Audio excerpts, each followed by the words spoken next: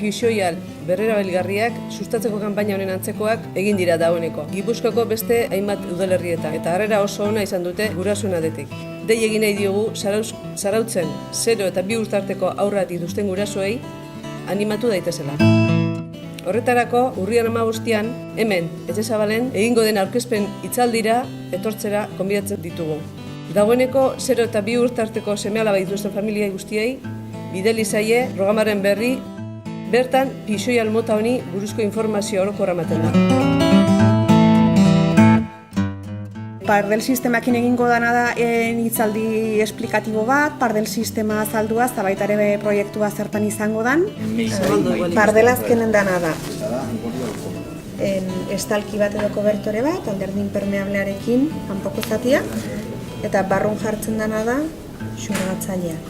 Eta xurgatzailea da normalen aldatzen dana, egiten dana da, jartzen da barruan, eta hau da, umeari jarriko diogun Pardela.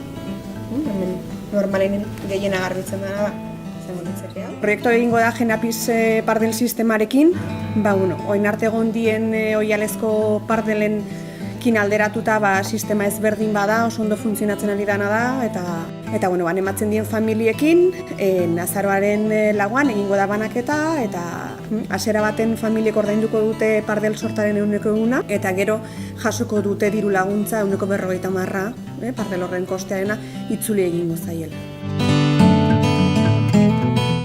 Sensibilizazioa eta kontzientziazioa gai importante bat da, eta gaurkoa horretan baita datza. Berrerabilpenan oinarrituta dagoen gai bat bada, ulertzen deguna hondakin asko kendu behar ditula zabortegira zuzenean joango direnak, Pardelak modu hontan erabiliaz badagoela kantidade importante bat kontenedore eta bota beharrean produktu hau berrerabiliz saiestu egingo deguena, eta guzti horrek badula beste pauso bat lorpen horretan.